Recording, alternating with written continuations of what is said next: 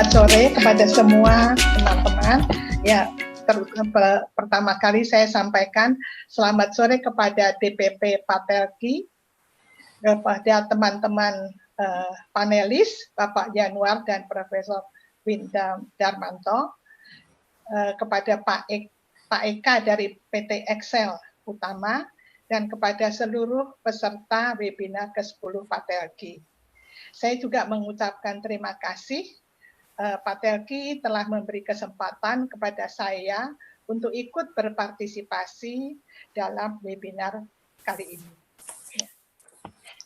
Jadi ini adalah judul yang akan saya sampaikan. Jadi saya akan membicarakan mengenai D-dimer dan procalcitonin. Ini adalah garis besar. Jadi nanti akan dimulai dengan pendahuluan, kemudian saya akan perkenalkan apa itu D-dimer, bagaimana kita memakai D-dimer itu di klinis, dan bagaimana D-dimer pada COVID-19. Dan selanjutnya kita bahas procalcitonin, baik pemeriksaannya, aplikasi klinisnya, dan juga peran procalcitonin pada COVID-19.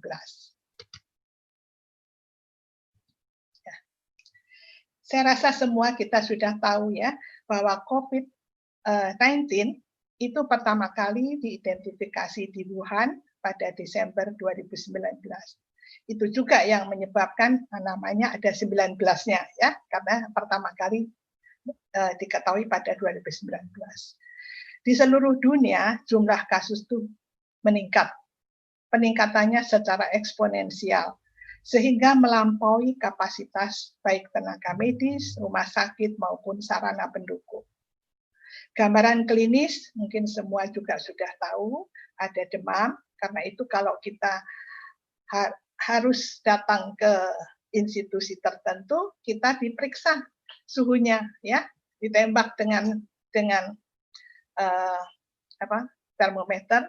Kemudian gejala yang lain adalah batuk kering, sakit kepala, sesak napas, dan yang lebih berat itu tidak hanya mengganggu saluran nafas atau pernapasan, tetapi juga berbagai fungsi organ, dan berapa persen akan meninggal.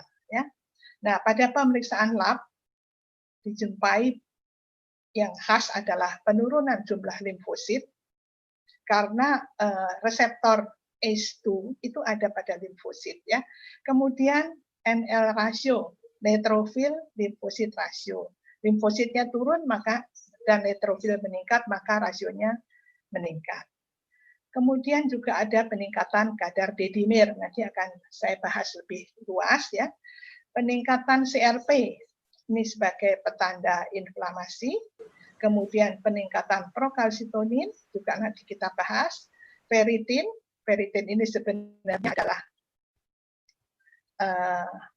cadangan besi, tetapi dia juga berfungsi sebagai protein fasial akut, jadi dia meningkat juga.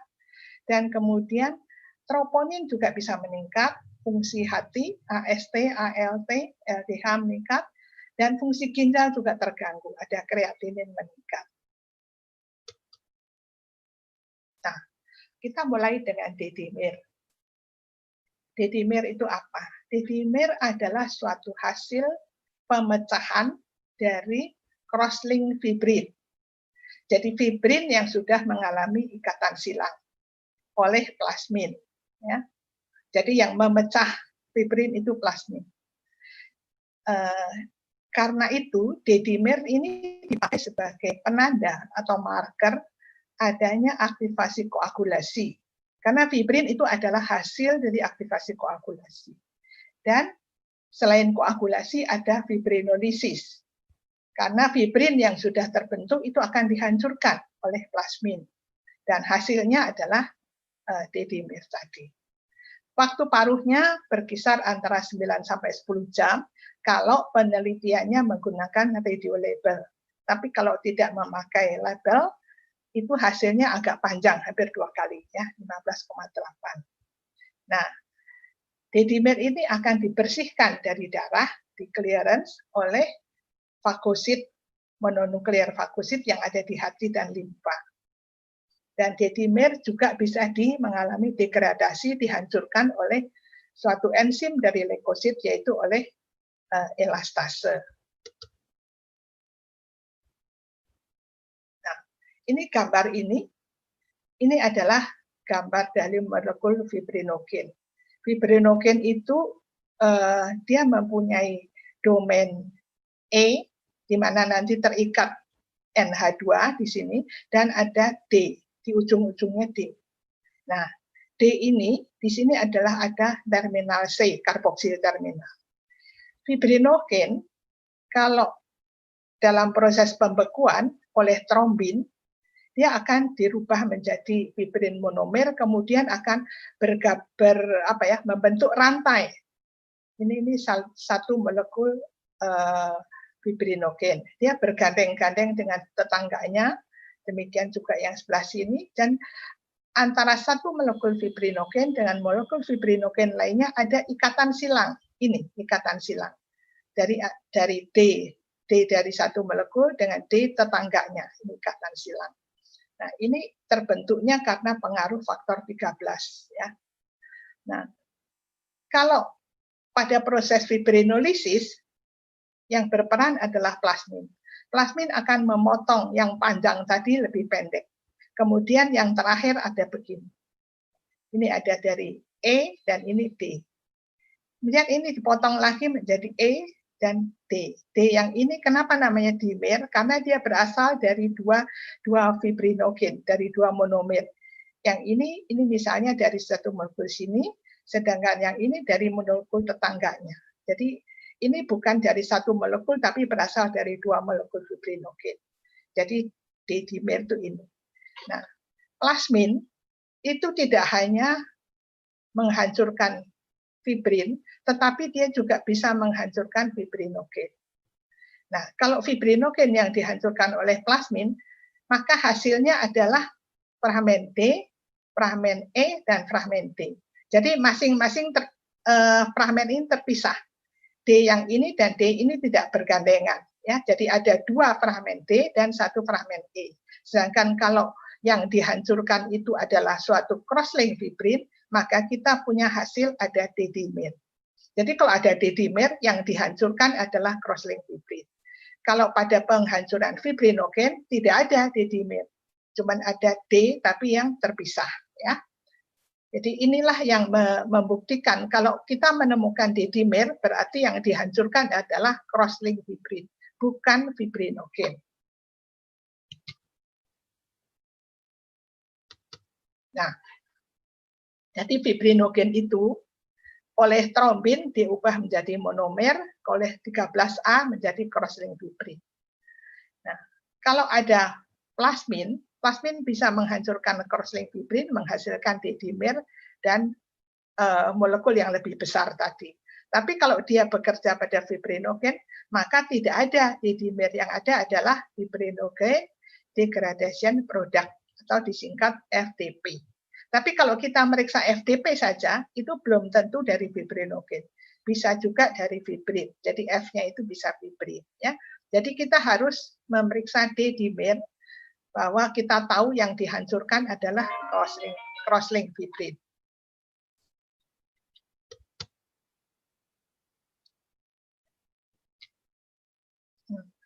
Ya, ini lebih rinci ya. Ini proses pembentukan fibrin ya, koagulasi, kaskade koagulasi, bisa jalur ekstrinsik, bisa intrinsik. Keduanya bergabung dalam common pathway atau jalur bersama menghasilkan fibrin. Nih. Fibrin yang cross-link tadi itu tidak larut, jadi insoluble ya. Nah, sekarang proses ini adalah proses fibrinolisis. Di sini plasminogen diaktifkan oleh tisu plasminogen atau urokinase plasminogen menjadi plasmin. Plasmin inilah yang akan bekerja pada fibrin ini. Yang ini hasilnya adalah fibrin degradation product, tapi di sini termasuk D-dimer. Ya. Kalau yang dihancurkan fibrinogen, maka dia bukan D-dimer, tapi hanya FDP saja. Ya. Nah, itu membedakan antara D-dimer dan FTP. Nah, pemeriksaan D-dimer itu bisa dikerjakan dengan berbagai cara. Dulu yang pertama kali diperkenalkan adalah aglutinasi lateks. Ini sudah lama sekali, mungkin 20 tahun lebih lah ya, 30 tahun kali. Nah, dengan cara aglutinasi lateks ini kurang sensitif dan biasanya hasilnya bisa dengan semi kuantitatif. Kemudian ada ELISA. ELISA lebih sensitif, tetapi perlu waktu. Kemudian alat FIDAS memakai prinsip ELISA, tetapi pembacaan akhirnya dengan fluoresen. Ya. Jadi enzyme link immunofluorescence assay.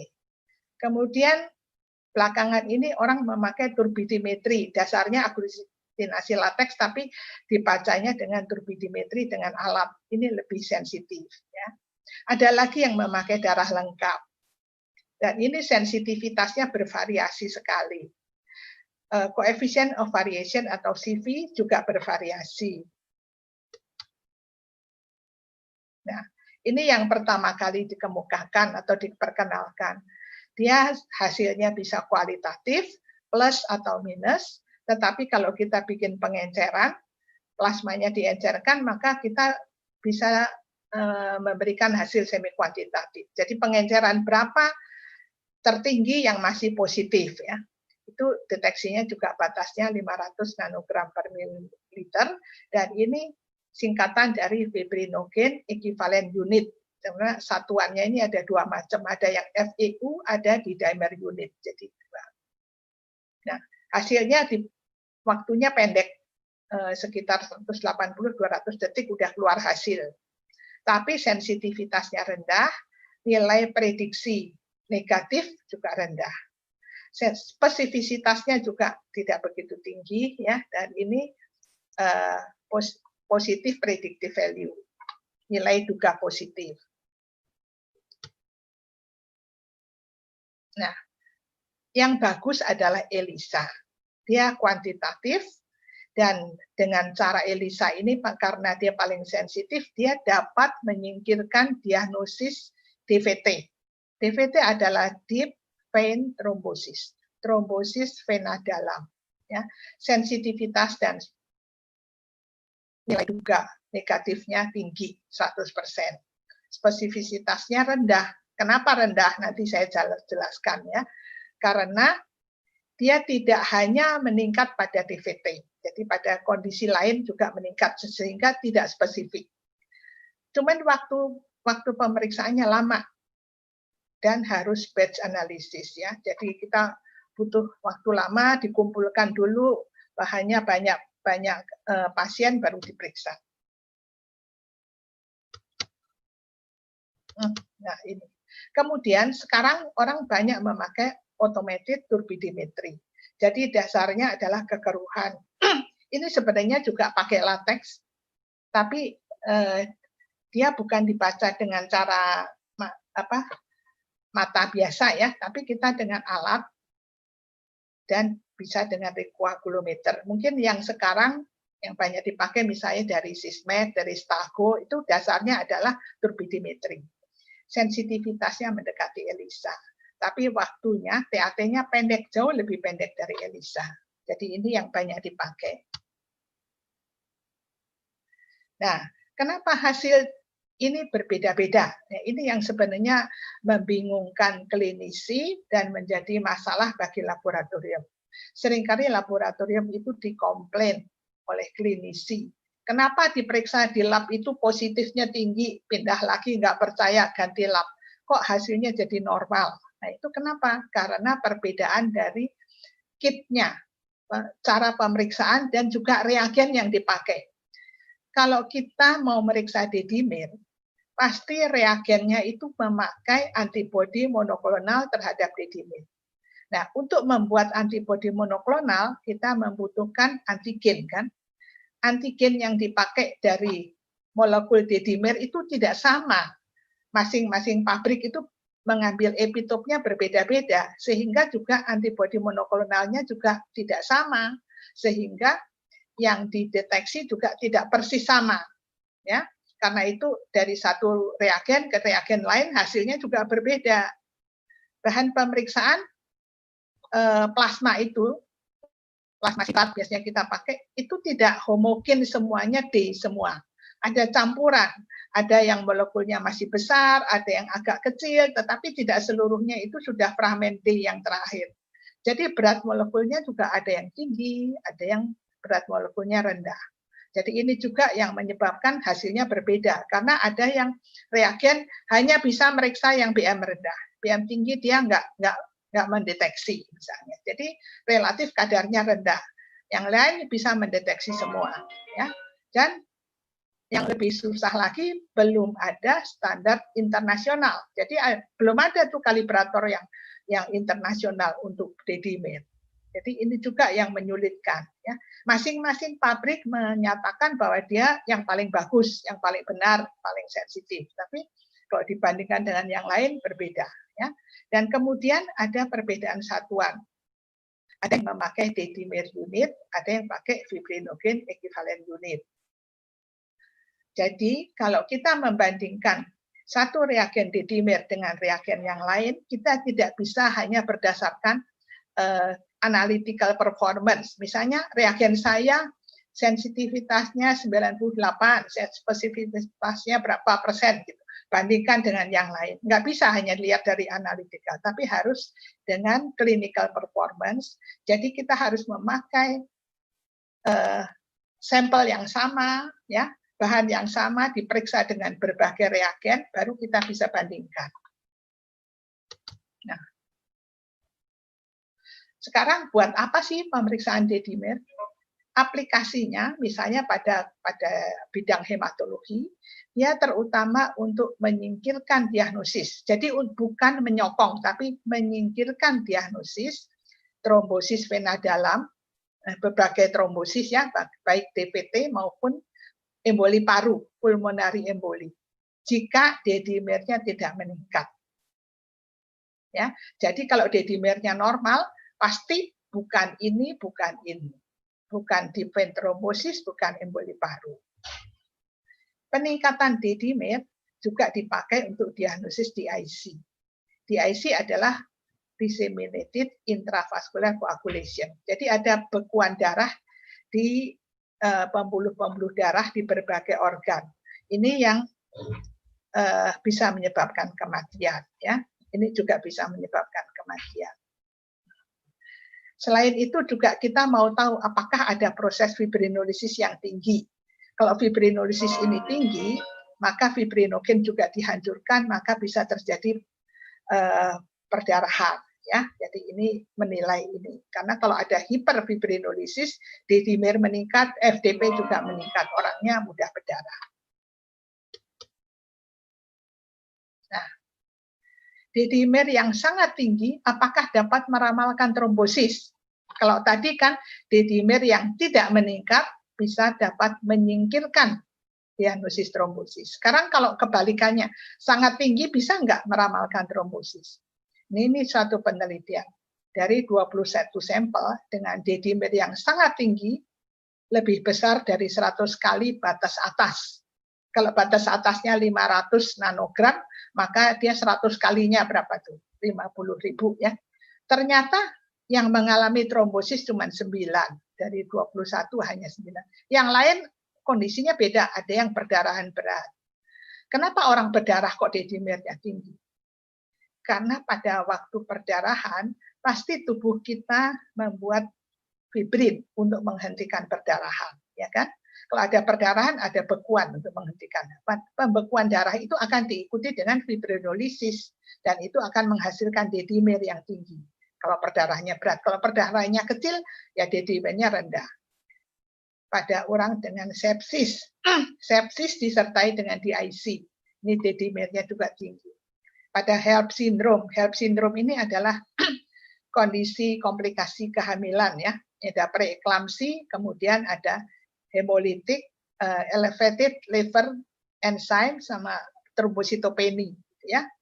Jadi ini adalah suatu sindroma pada preeklamsi. Kemudian pada orang dengan cardiac arrest setelah cardiopulmonary resusitasi, jadi pada jantung. Ada multiple trauma, trauma yang banyak ya. Nah itu kalau trauma itu kan berdarah. Selain berdarah dia ada kerusakan jaringan. Kerusakan jaringan memicu proses pembekuan. Pembekuan dilanjutkan dengan fibrinolisis, maka terjadilah peningkatan D-dimer. Kemudian pada orang yang mendapat terapi trombolitik, trombolitik ini menghancurkan trombus. Kalau trombusnya besar, dihancurkan, pasti D-dimer meningkat, ya kan? Jadi kalau D-dimer sangat tinggi, kita tidak bisa langsung bilang, oh ini trombosis. Ada banyak kondisi yang bisa menyebabkan peningkatan D-dimer. Ya. Nah, sekarang pada pasien yang memang trombosis, ternyata D-dimer itu bisa memprediksi apakah trombosis akan terjadi lagi nggak, berulang nggak. Ya. Nah, pasien trombosis ini dia kan dikasih obat antikoagulan, tapi kan tidak seumur hidup, misalnya 3 bulan. Ya. Nah, setelah obatnya di stop, D-dimernya diperiksa tiap bulan. Kalau D-dimernya meningkat, wah, ini berarti bisa terjadi trombosis berulang. Ya, jadi 3 bulan setelah penghentian antikoagulan, D-dimer tetap tinggi, maka 27% mengalami trombosis yang berulang. Ya, jadi bisa memprediksi. Nah, sekarang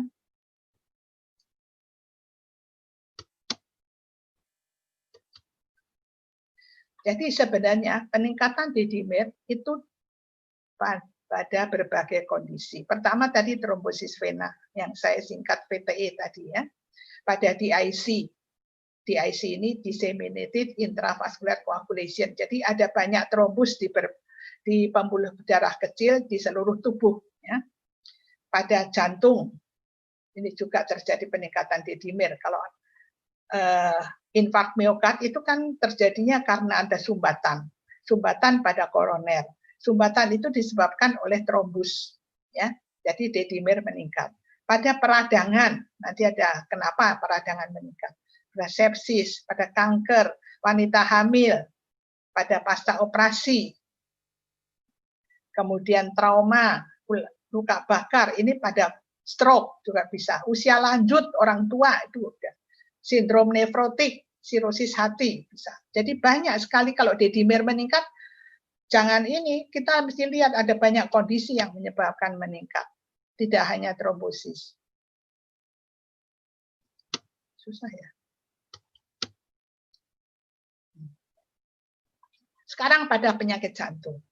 Pada orang yang mengalami infark miokard akut itu meningkat. Karena tadi saya katakan sumbatan itu oleh trombus dan trombus itu dihancurkan menghasilkan D-dimer. D-dimer yang normal dapat menyingkirkan acute myocard infarct pada pasien dengan nyeri dada. Jadi orang nyeri dada tidak selalu harus sakit jantung. Oh ternyata D-dimernya normal, oh bukan sakit jantung ya, bukan karena infark miokard. D-dimer juga dapat memprediksi iskemi. Iskemi itu kekurangan darah ya. Miokard, iskemi miokard sebelum terjadinya nekrosis. Nekrosis kan jaringannya udah rusak. Kalau iskemi ini baru kekurangan aja, kekurangan darah. Trombolitik itu obat yang menghasilkan trombus, meningkatkan D-dimer.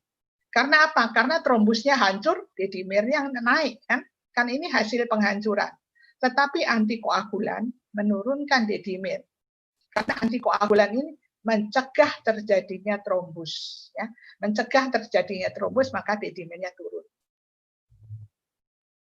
Nah, 2 bulan setelah AMI, kadar D-dimer yang tinggi dapat meramalkan recurrent. Recurrent itu berulang, coronary event. Jadi adakah sumbatan koroner lagi berulang? Ini mirip sama yang tadi, yang 3 bulan setelah obat dihentikan. Jadi sebelum terjadinya penyakit itu sudah bisa diramalkan kalau ininya tinggi. Ya, D-dimer dapat memprediksi mortalitas, kematian pada unstable angina, jadi angina yang tidak stabil. Jadi D-dimer itu memang ya penting lah, karena dia menunjukkan bahwa di dalam darah kita itu sudah terjadi proses pembekuan dan kemudian dihancurkan. Kalau proses pembekuan itu menghasilkan trombus, dia menyumbat, di mana? Di jantung, ya jadi penyakit jantung. Nah sekarang, kenapa pada inflamasi? Inflamasi itu peradangan, ya, tidak selalu infeksi, peradangan. Pada inflamasi terjadi peningkatan sitokin. Tadi Prof. Win sudah menjelaskan tentang sitokin, badai sitokin. Nah, sitokin itu menyebabkan aktivasi koagulasi. Aktivasi koagulasi kan hasilnya fibrin. Pembentukan fibrin. Fibrin kalau dihancurkan kan jadi dedimer. Jadi dedimernya meningkat pada kondisi inflamasi. Jadi tidak harus orang itu mengalami trombus, ya, tidak harus di IC. Pada inflamasi juga dedimer meningkat.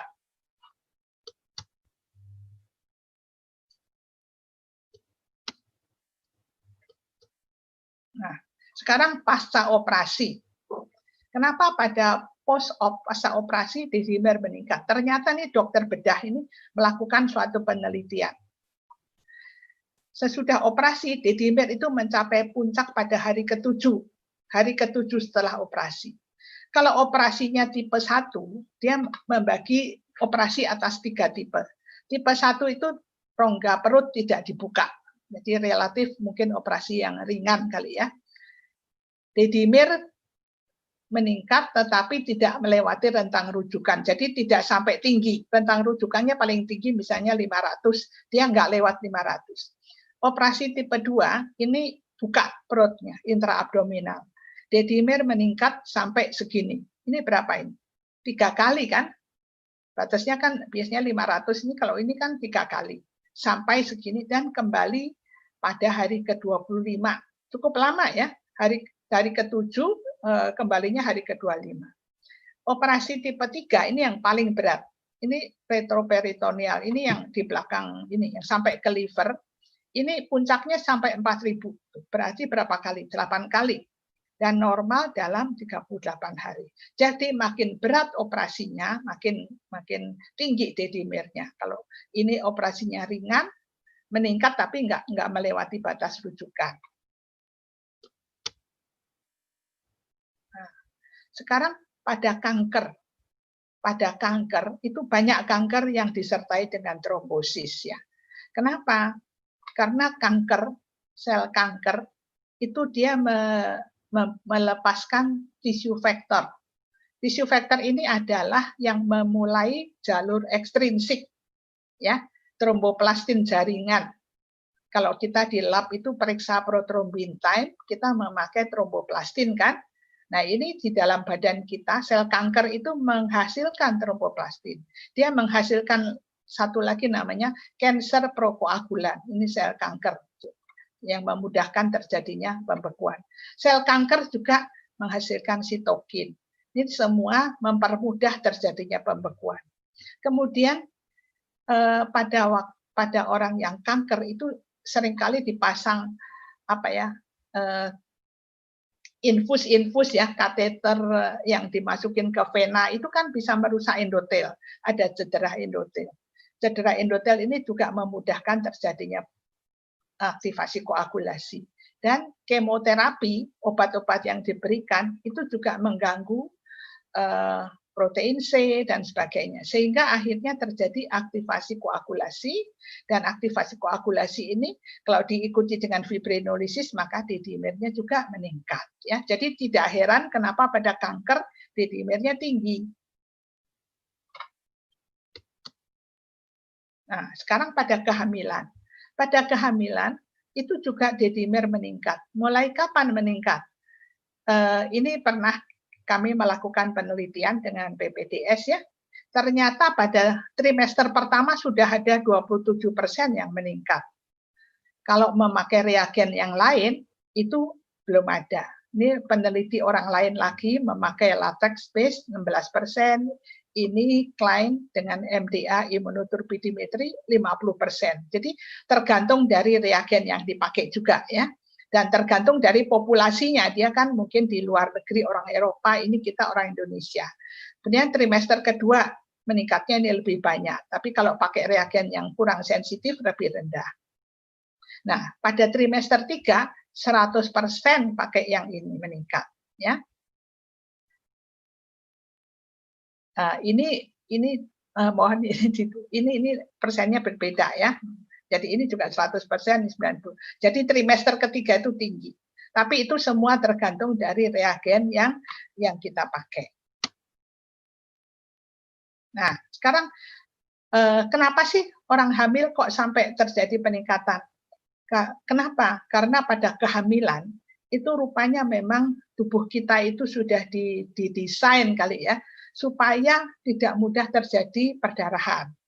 Ya, jadi fibrinogen, faktor von Willebrand, faktor 8 itu meningkat. Tissue factor tromboplastin meningkat. Sedangkan fibrinolisis malah menurun. Jadi kalau mudah beku tapi tidak mudah hancur bekuannya. Dan orang hamil kan uterusnya membesar, ya kan? Nah, itu ada yang menekan vena sehingga vena itu aliran darah di vena mengalami stasis. Ini semua memudahkan terjadinya trombosis, ya. Jadi hati-hati wanita hamil itu mudah mengalami trombosis. Nah, sekarang pada orang tua usia lanjut. Pada usia lanjut juga dedimernya naik. Jadi seharusnya kita tidak bisa memakai nilai rujukan seperti yang orang normal, ya. Nah, kenapa? Karena orang usia lanjut itu sebenarnya dia mengalami inflamasi kronik. Dan pada inflamasi itu kan ada interleukin, ya. Dedimer itu mempunyai korelasi dengan interleukin. Orang tua ini juga mobilitasnya berkurang kan, biasanya ya tidak segesit orang muda kan, banyak yang udah jalan aja susah ya. Jadi pada usia di atas 50, maka kita harus membuat cut off-nya itu di-adjust, disesuaikan dengan umur. Umur dikali 10. Jadi kalau umurnya 76 kali 10, 760. Jadi bukan 500 ya. Dengan age adjusted, maka kita memakai cut off yang age adjusted ini memungkinkan spesifisitas dedimernya masih bagus. Tapi kalau kita memakai angka yang masih 500 seperti orang yang di bawah 50, maka pada orang tua ini kebanyakan kan udah tinggi dedimernya. Jadi kita nggak tahu apakah dia trombosis atau memang karena usianya, ya.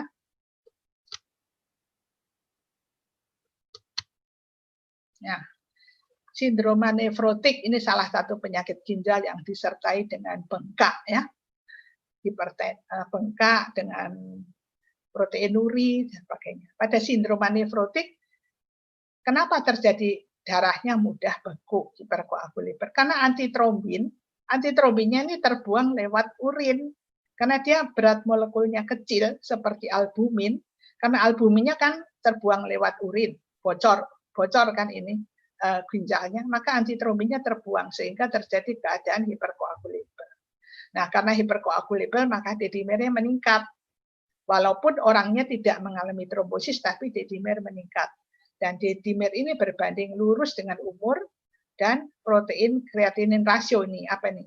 Mikroalbumin ya kita bilangnya ya. Protein kreatinin rasio dan berbanding terbalik dengan albumin serum. Albumin serumnya makin rendah, dedimernya makin tinggi. Kenapa? Karena kalau albumin serumnya rendah kan terbuang lewat urin. Antitrombinnya juga dibuang lewat urin sama kayak albumin. Maka antitrombin rendah, dedimernya pasti meningkat karena dia hiperkoagulable, ya.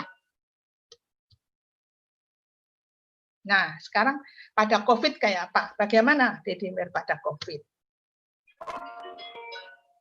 Ini ada beberapa penelitian ya, banyak sekali yang dari Cina sana ya. Ini menilai tentang keadaan koagulasi pada COVID. Ya.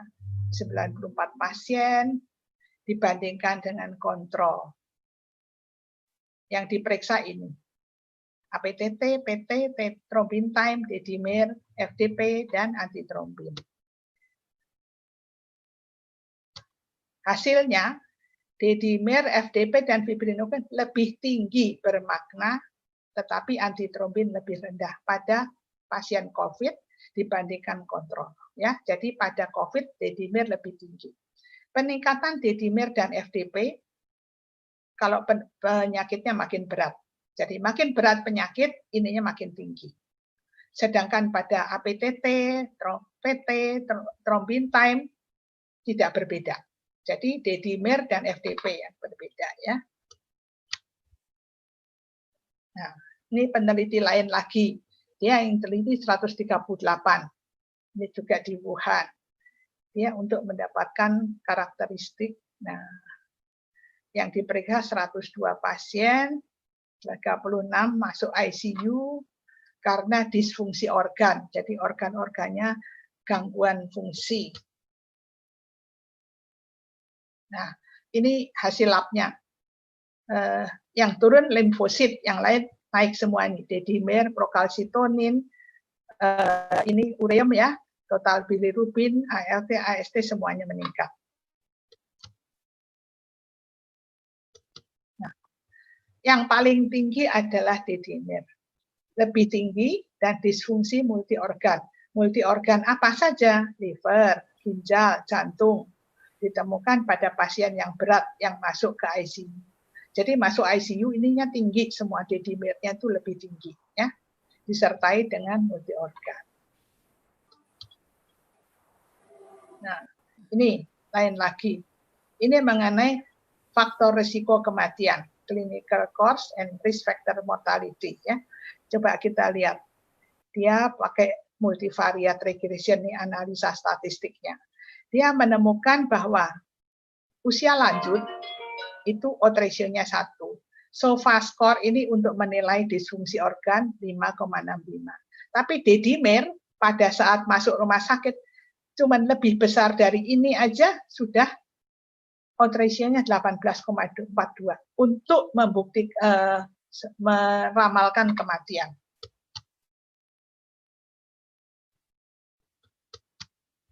Nah, pada penelitian ini 50% lebih mengalami sepsis, dan pada yang berat dijumpai peningkatan ini jantungnya kena juga, ini tadi sitokin ya, TH, likopeni, tapi risiko terjadinya kematian itu pertama adalah usia lanjut, tapi odds ratio cuma 1, D-dimernya 18 lebih, SOFA score 5 lebih.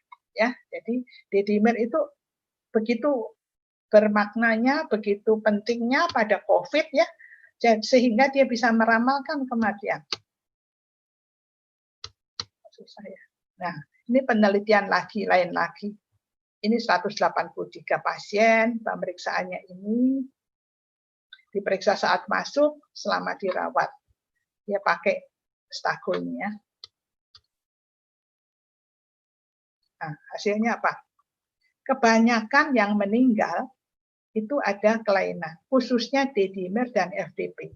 D-dimer yang tinggi saat masuk dan selama dirawat itu makin tinggi, dia dihubungkan dengan kematian. Jadi memang D-dimer penting sekali pada COVID ya, karena dia bisa meramalkan kematian.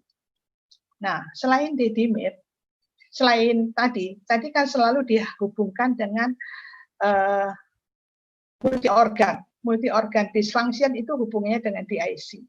Nah, selain DIC ternyata banyak trombosis, venous thromboembolism pada COVID. Ini penelitian Wang menyatakan bahwa risiko untuk trombosis itu 40%. Nih, 40% dia risikonya untuk trombosis. Ya. Selanjutnya 11% mengalami betul-betul mengalami trombosis. Kalau tadi hanya risikonya saja berdasarkan panduan ada scoring. Tapi yang betul-betul mengalami ada 11%. Kemudian ini di Belanda ini. Di Belanda dia menemukan 17%. Yang dirawat 25%. Ya, jadi yang dirawat di ICU lebih banyak daripada yang di bangsal. Karena yang di ICU ini kan lebih berat. Jadi yang lebih berat tuh banyak yang mengalami trombosis.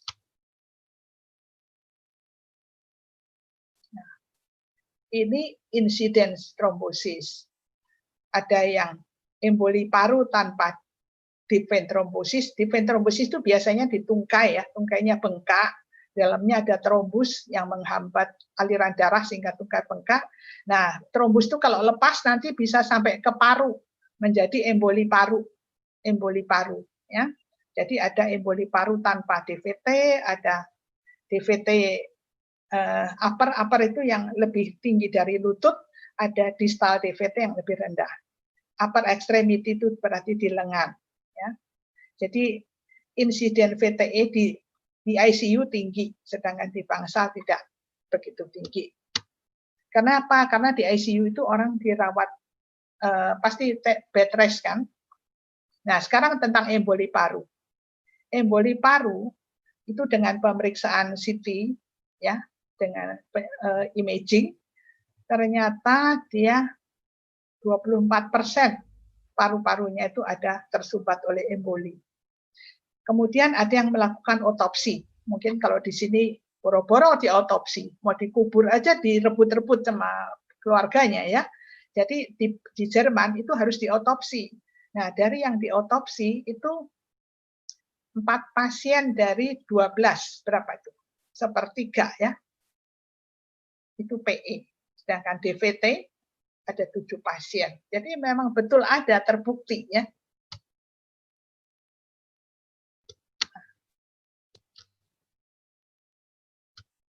Nah, sekarang jadi bisa disimpulkan bahwa D-dimer yang tinggi itu sebenarnya hampir separuh pada pasien COVID itu D-dimernya tinggi. Lebih tinggi pada yang non-survivor. Non-survivor artinya meninggal dibandingkan yang hidup. Yang meninggal itu sampai sekian. Yang hidup ini, kalau ini kan berarti lebih dari 4 kali batas atas ya. Ini cuma naik sedikit. Nah, kemudian D-dimer yang kira-kira lebih dari 2 kali pada waktu masuk rumah sakit itu bisa meramalkan mortalitas dengan odds ratio-nya sekian. Jadi kenapa D-dimer pada COVID tinggi? Kenapa? Karena pada COVID itu ada sepsis, bisa terjadi di IC yang disertai dengan multi organ dysfunction. Kemudian ada tromboembolivena. Jadi ini semua kan menyebabkan D-dimer tinggi dan ini bisa terjadi pada COVID-19 ya. Nah, sekarang kita beralih ke procalcitonin ya. Saya rasa teman-teman ATLM sudah tahulah apa itu procalcitonin. Dia adalah suatu prohormon dari kalsitonin. Kalsitonin ini hormon yang dikeluarkan oleh tiroid ya. Procalcitonin terdiri dari 116 asam amino, berat molekulnya sekian. Yang mensintesis adalah sel C dari parafolikuler kelenjar tiroid. Tapi pada kondisi inflamasi, procalcitonin itu dapat dibentuk atau disintesis oleh organ di luar tiroid. Jadi bukan tiroid. Oleh pengaruh sitokin, IL-1B, IL-6, TNF-alfa. Dan juga oleh endotoksin bakteri. Jadi bakteri ya. Nah, biomarker untuk sepsis, procalcitonin ini juga dipakai sebagai biomarker untuk sepsis, infeksi, dan inflamasi berat. Kadar PCT juga dipakai untuk memandu guideline pemberian antibiotik pada infeksi baik di IGD maupun di ICU. Maaf Prof. Rahayu, waktunya tinggal 5 menit lagi, Prof. Iya, saya agak cepat, maaf ya. Nah, ini produksi procalcitonin. Kalau yang bawah ini kalsitonin, ini tiroid ya. Ini procalcitonin dipicu oleh interleukin, TNF-alfa, ini yang merah ya. Sedangkan pada infeksi virus, kalau infeksi virus yang meningkat adalah interferon gamma. Dia menghambat ini. Jadi pada virus dia procalcitoninnya nggak tinggi, ya. Kalau pada infeksi bakteri tinggi. Nah, ini. Aduh. Susah nih. Kok? Ya, metode pemeriksaan saya rasa ini ATLM udah pada canggih. Semua tahu. Semua berdasarkan immunoassay. Ada yang manual, luminometric immunoassay, itu BRAMS ya. Ada yang automated. Dulu manual, sekarang ada yang automated, lebih sensitif dan lebih cepat. Ada yang pakai latex, enhanced immunodensity, dan ada yang POCT, yang cepat tuh, immunochromatografi. Ini hasilnya semi kuantitatif. Nah, kapan kita perlu periksa untuk memastikan atau menyingkirkan diagnosis sepsis?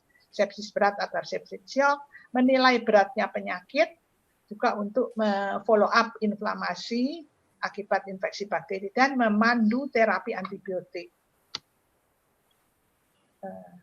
Nah, ini kalau kadarnya sekian, orangnya sehat. Kalau ini antara 0,05 sampai 0,5 itu mungkin infeksinya lokal. Tapi kalau lebih besar dari 0,5 sampai 2, infeksi sistemik, tapi masih harus diulang. Kalau lebih besar dari 2 itu sudah lebih pasti. Lebih besar dari 10 itu berat. Ya.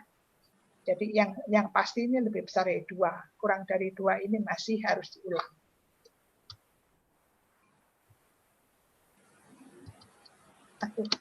Nah, kapan harus diulang? 6 sampai 24 jam kalau kadarnya kurang dari 2. Ya, jadi untuk mendiagnosis sepsis, jika kadar sekian, maka pasien dengan tanda dan gejala klinis sepsis ini mesti diulang. Kalau tiap 24 jam memang pasien dengan risiko berkembang menjadi sepsis. Ada disfungsi organ dan untuk evaluasi terapi pada ini. Nah, kadang bukan infeksi tapi bisa meningkat. Apa contohnya? Pada neonates, pada trauma atau major surgery, luka bakar, malaria, jamur, prolong severe cardiogenic shock pada terapi dengan obat yang merangsang sitokin. Jadi tidak harus infeksi bakteri bisa. Nah, kapan yang tidak meningkat? Ini virus nggak meningkat ya. Jadi mestinya pada COVID kalau hanya infeksi virus tidak meningkat. Kolonisasi, infeksi lokal ini. Ini semua kurang dari setengah. Nah, aplikasinya kapan? Bagaimana pada saat masuk rumah sakit dia dapat menilai kalau kurang dari setengah risiko rendah. Lebih besar dari setengah ada risiko tinggi koinfeksi bakteri. Selama perawatan ada infeksi sekunder nggak oleh bakteri ya. Kebanyakan pasien dengan infeksi ringan itu kurang dari 0,25 atau kalau kurang dari 0,1 ringan. Mulai antimikroba kalau lebih besar dari 0,25. Nah, ini adalah suatu guided antibiotic stewardship yang dikeluarkan oleh suatu international expert consensus. Ya, konsepnya pada pasien yang masuk IGD dengan infeksi saluran napas bawah, kalau kurang dari 0,1 ditentang sangat keras. Ya, kalau kurang dari 0,25 ditentangnya cuma keras. Ini sangat keras, jadi betul-betul nggak boleh dikasih. Tapi kalau kapan dia mulai lebih besar dari 0,25, mulai kasih antibiotik, lebih besar dari 0,5 sangat dianjurkan. Nah, kalau untuk monitor, kalau PCT-nya turun sampai sekian, atau turunnya itu lebih besar dari 80% dari puncak, maka dipakai sebagai ambang untuk mulai kita stop antibiotik. Nah, dampaknya apa? Dampak penggunaan ini. Penggunaan antibiotik menurun. Jadi nggak boleh sedikit-sedikit pakai, jadi dia menurun. Lamanya paparan juga menurun, yang tadinya 8 menjadi 5,7. Efek samping menurun dan mortalitas juga turun. Nah, bagaimana pada COVID-19? Susah. Ini penelitiannya nggak begitu banyak ya. Ini yang meneliti 138, 36 masuk ICU, yang lain dirawat bangsal. Yang di ICU yang lebih besar dari ini kadarnya agak terus terang saya juga heran ini atau salah satuan ya. Di ICU lebih banyak daripada yang di bangsal. Nah, ini penelitian lain yang memakai jumlah pasien sangat banyak dari berbagai rumah sakit. Jadi ini multi apa ya? Bukan multi center. Jadi banyak rumah sakit. Ini yang lebih besar dari 0,5 itu 13,7% dari yang berat. Kalau yang ringan hanya 3,7. Nah, berat ringannya itu ada dasarnya ini. Lebih besar dari 0,5, 24% yang masuk ICU, dan 3,9% yang tidak. Nah, ini yang lebih rinci oleh peneliti ini. Dari 96 pasien ada yang sedang, berat, dan kritis. Nah, kemudian diperiksanya 3 hari setelah masuk ini, pada yang sedang sekian, pada yang berat 0,23, 0,44, sehingga susah sih. Nah, disimpulkan bahwa pada yang berat itu kira-kira 4 kali sedang, sedangkan kritis 8 kali yang sedang. Dan kadar ini berkorelasi dengan beratnya penyakit. Pada pasien yang korelasi ini, 6 meninggal. Pada yang sembuh, jadi 32 dikurangi 6, 32 sembuh, 6 meninggal. Yang sembuh itu waktu dipulangkan dia sudah menurun. Ya. Tapi yang meninggal masih tetap tinggi. Jadi, pada COVID-19, prokalsitonin yang tinggi lebih sering ditemukan pada kasus berat dan kritis, dan ini menunjukkan adanya koinfeksi bakteri yang sifatnya sistemik dan memperberat manifestasi. Ringkasan, D-dimer dan PCT lebih sering ditemukan pada yang berat. Kedua parameter dapat dipakai sebagai prediktor. Peningkatan D-dimer bahkan dia menunjukkan aktivasi koagulasi, sedangkan prokalsitonin menunjukkan adanya koinfeksi bakteri. Kalau PCT meningkat, ini berarti ada infeksi bakteri. Hampir selalu diikuti dengan D-dimer, tetapi sebaliknya kalau D-dimer saja yang meningkat, belum tentu diikuti dengan PCT. Karena D-dimer kalau pada venous thromboemboli kan tidak ada infeksi, ya. Nah, saya rasa ini semoga waktunya cukup ya. Terima kasih atas perhatiannya. Semoga ini ada manfaatnya buat kawan-kawan ADRS. Terima kasih.